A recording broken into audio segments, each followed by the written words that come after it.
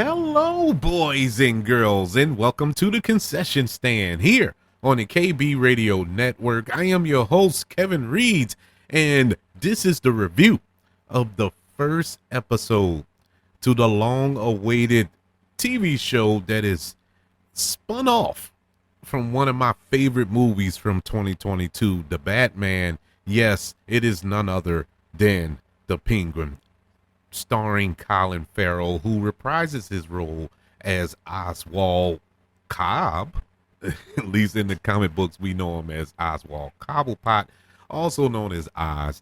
And this is set 1 week after the events of The Batman, and the series will explore the rise to power of Oswald Oz Cobb in Gotham City's crime underworld.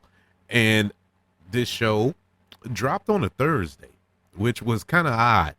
I was anticipating it coming out on a Sunday, but it dropped on a Thursday. I ain't mad at it. Got it a couple of days earlier, but all the following episodes will drop on Sunday nights, which HBO loves to do, and Sunday night is TV night, and so that makes all the sense in the world. But the premiere dropped on a Thursday, and it's all good. It's all good. It threw off my mental clock, but hey, it didn't stop me from enjoying it nonetheless. In case you've been living under a rock, your first time listening to the show, and if it is your first time listening, thank you for joining us here on the concession stand here on the KB Radio Network.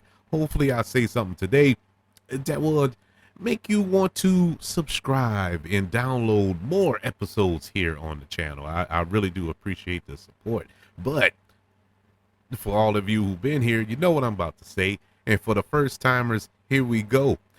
I am the biggest Batman fan of all time. I love Batman. I'm looking around my office right now. I'm looking at 1, 2, 3, 4, 5, 6 Batman posters. I'm looking at 1, 2, 3, 4, 5, 6, 7, 8.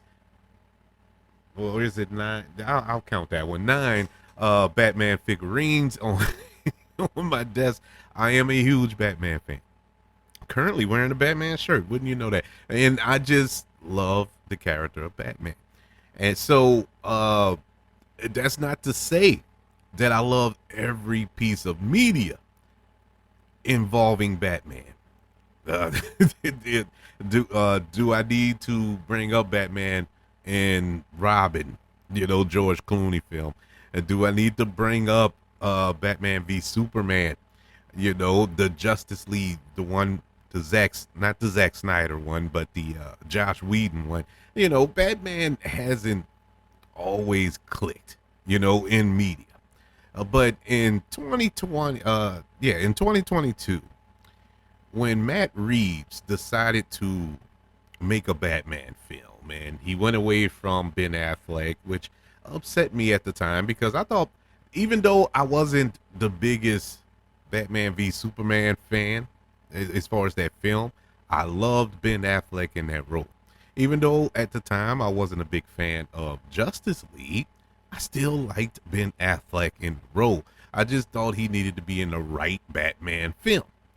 And when Matt Reeves joined or signed on to do the film, and he decided to move away and cast none other than Robert Pattinson, I was kind of like, oh no, what kind of Batman movie are we going to get? And honestly, I still feel this to this day. We got the best live action Batman film ever. And there's not a film that comes near it. Yes, I love The Dark Knight. The Dark Knight is considered one of the greatest comic book movies ever made. I'm not disputing that, but it was just a good crime drama, that happened to have Batman in it. I enjoyed it. Heath Ledger, R.I.P., won an Oscar as the Joker, well deserved. But I'm, for my sensibilities, for me, loving the character, reading the comic books, watching the animated series growing up, the Batman was the closest adaptation of all of that. And so I enjoyed that. And one of the shining lights out of that film was Colin Farrell's portrayal of Oswald Cobblepot. And when they announced a TV show to come out on Max based on that character, I was a little nervous. I was a little nervous, and this is after me watching the movie. But then I thought about it. I said, okay, we're cool, because we know it's not going to have any Batman in it. Robert Pattinson isn't going to pop up on this show anytime. If he does, it will be a shock to me. But I seriously doubt that's going to happen on this show, and it really doesn't need it because this isn't the Batman. This is the Penguin. So let's roll with that. Let's rock with this underworld that's being built, and I think that adds to the Batman lore anyway. And so I slowly started to come around as far as an excitement when it comes to it, when it came to this show, and it was well worth the wait. This episode, as I said, dropped on HBO and on Max this past Thursday, September the 19th, and this was everything that I was expecting for this show.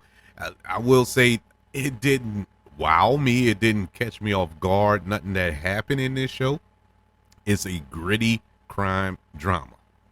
And this is par for the course as far as a HBO crime drama. Nothing new. There's nothing new there other than these characters that we know and love. But it's Colin Farrell. This is what you're watching this show for. Colin Farrell. Colin Farrell, when they cast him as Penguin, I was like, man, they couldn't pick nobody else. And I love Colin Farrell. But as Oswald Cobblepot, I just didn't see it.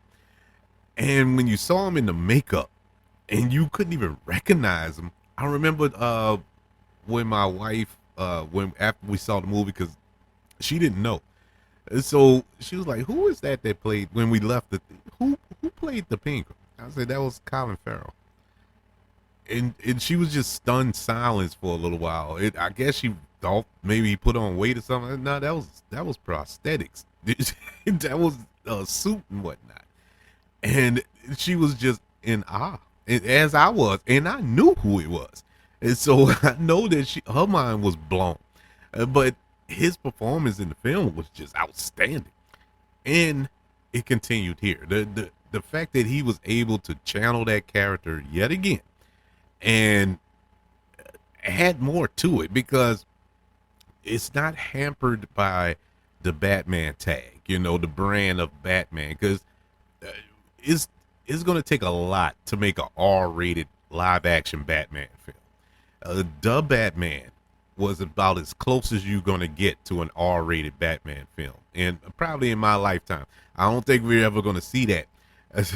Even though if you read the comics and whatnot, there's a lot of rated R material in those comics. Not just for Batman, there's a lot of comic books that a lot of people don't realize. There's some R-rated material in those comic books. But Batman is no exception, especially in Gotham City.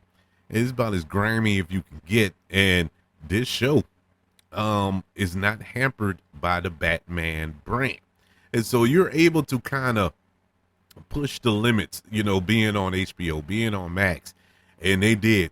We get that in the first 5 minutes when we saw Oswald. And I'm not going to spoil the whole show because I don't know the whole show, because we still got 7 more episodes to go. But a couple of points I'm going to make through here, but I'm not going to go beat by beat. The first 5 minutes where we get a murder, somebody get gunned down. Well, Oz gunned down somebody. And basically, that's the setup for the entire show. The fact that he gunned down this son of Falcone, the next boss of this family, he killed him for laughing at him. And if you read the comics growing up, that's a bugaboo for Oswald Cobblepot. They're laughing at him. He doesn't want to be made fun of. So that struck a nerve. And that was his motivation for killing the Falcone kid.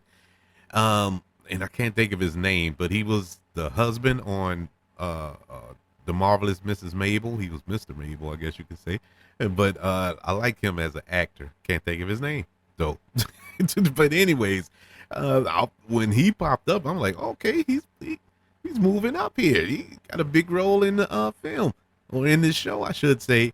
And 5 minutes later, boop, he's gone. So that's what kickstarts this story, and this is the uh uh what's the word I'm looking for here? The wildfire that has been lit that Oswald Cobblepot has to try to put out for the remainder of this season.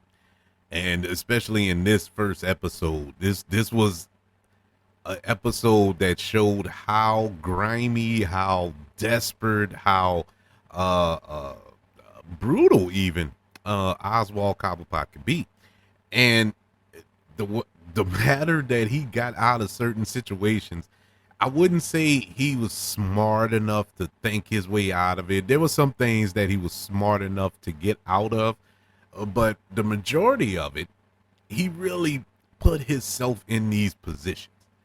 And I think this is why I love this show so far, at least this episode so far, is because of the writing, how they put this character in these predicaments and showcase that it wasn't by happenstance. This wasn't because the universe has something against Oswald Cobblepot. No, it's because he's a screw up. He puts himself in these predicaments, and now he has to fight his way out of these predicaments. But while doing that, he's causing another problem down the way, and now he has to try to dig himself out of that hole. It's like one thing after the other, the whole domino effect of it all. And I loved Colin Farrell's performance throughout this episode, and it promises even more shenanigans to come in this season.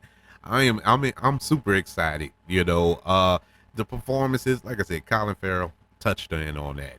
He's amazing. Another amazing performance is from an actress who I've been a fan of forever, and and that is Kristen Milioti, who as a comedic actress. She's been in a lot of comedic roles. How I Met Your Mother. What's that show? Oh my God, it was on HBO. It was on HBO Max. Made for Love. She was on Made for Love. She was on Wolf of Wall Street, Palm Springs, which was another funny film. Her and Adam Sandberg. The Resort, which is a great show on Peacock. If you haven't seen that show, check that show out. The Resort.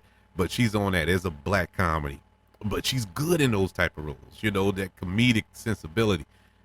Not here. There's nothing comedic about her performance here. She is cold, calculated, and brutal, man. I mean, she is menacing on this show. She really gave me shivers. She gave me shivers. And man, I wasn't expecting that. I was really expecting her to be kind of not so much a comic relief, but kind of lighthearted at times. It was nothing about her character that's lighthearted. I mean, from the opening scene that she comes in on, her introductory, menacing. It was just her matter of speaking, her calm demeanor is frightening. And those the ones you look. I mean, those the ones that frighten me. The ones that are just calm. People who are hysterical and just flaring about, cursing and yelling and screaming and all this other foolishness. I'm not worried about them. They don't even bother me. Those type of people. It's the ones that are calm, cool, collective. Their tone never changes. It's just par for the course with them. Those the ones that worry me because they're thinking. and this is what Kristen Milioti's character is doing.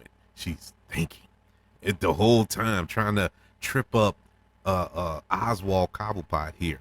She plays Sophie Falcone. Now, this is a character in the comics now. She is insane. She is insane in the comics. I remember reading the issue. I think it was the Long Halloween Batman Long Halloween edition, but she's known as the Hangman in the comics. But she is a psychopath, serial killer. But she plays her so cool here. It is definitely going to be fun going forward in this season, watching the back and forth between these two characters. One trying to get ahead of the other or get one up on the other. It's going to be a really, really good time for that. The rest of the characters were fine.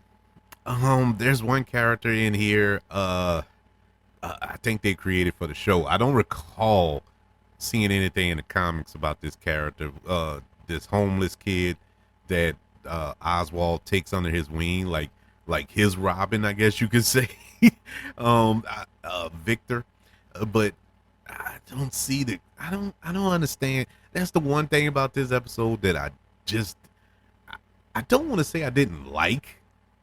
Because it's not, the performance wasn't bad. The relationship, the chemistry with the actor who plays him and Colin Farrell was good.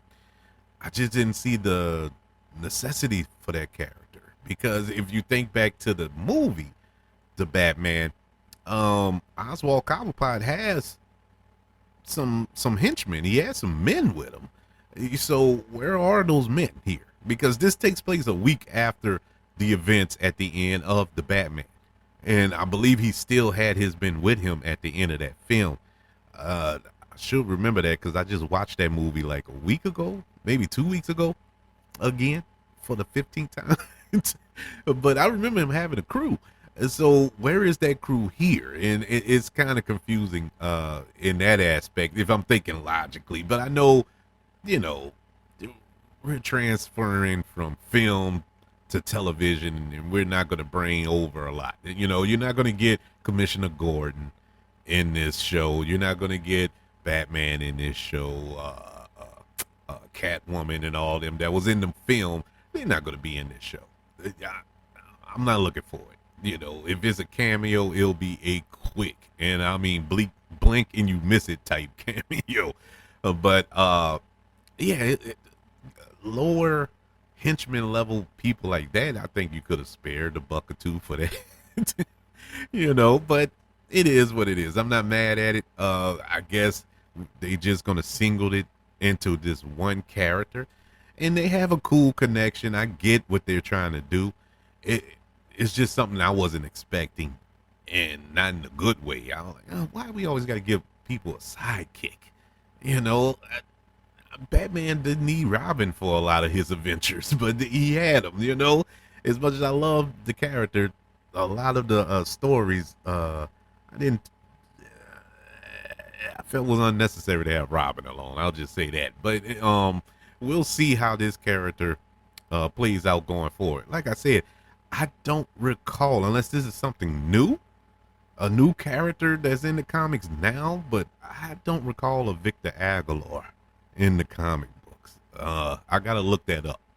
Probably should have looked it up before I did the show, but as it stands right now, I don't recall that character being in the comic books. But the rest of the cast kind of rounds out pretty good. Like I said, it's just one episode, and we didn't get introduced to a lot of the characters, which is another cool thing about this particular episode. Every scene had Colin Farrell in it. He was in every single scene. And I told my wife that after the episode ended. I'm like, he was in every single scene. It wasn't, normally there's a cutaway to another, the antagonist of the show, or a B plot, a subplot that's going on. No, he was in every single scene, almost in every single frame.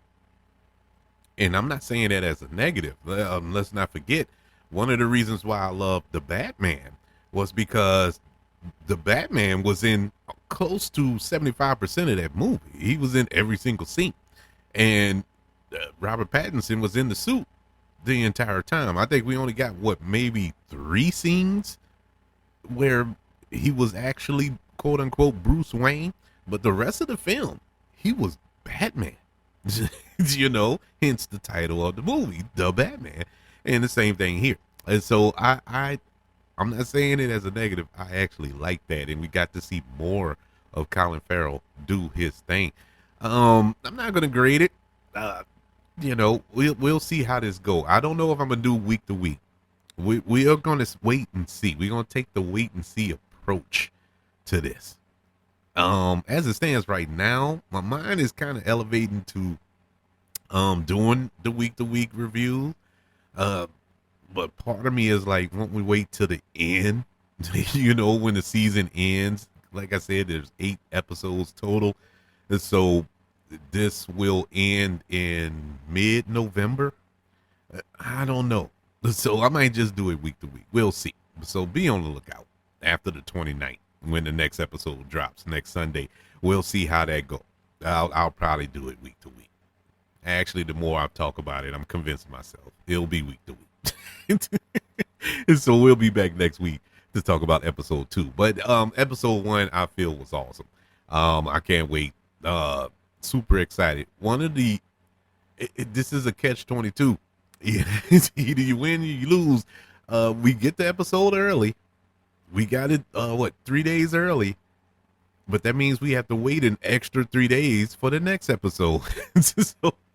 So it came with a cost. But it's all good.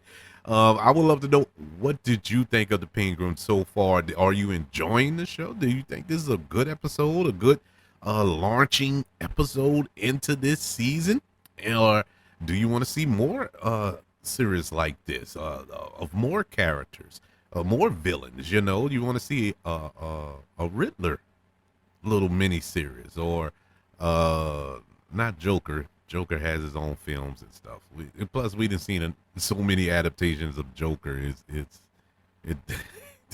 I'm about burnt out with Joker, and that's something I thought I'll never say. Or any other characters like that. I'd like to know that as well. Email the show, kbradiopodcast@gmail.com. You can also search for this show on all social media platforms. Just search for the KB Radio Network. Also, ladies and gentlemen, don't forget about YouTube. Subscribe to the KB Radio Network channel and like this video if you don't mind. Also, don't forget about the 5 stars, the reviews, and sharing this show if you're listening on Apple Podcasts, Spotify, iHeartRadio, wherever you are currently listening to the Concession Stand here on the KB Radio Network. Thank you for joining me for this, not so much a review, but a recap of the premiere episode 1 of DC's HBO Max, The Penguin. Can't wait to speak to you next week when we review episode 2. Want you all to know that I love you. Continue to love everyone, and until we speak again, you all be blessed.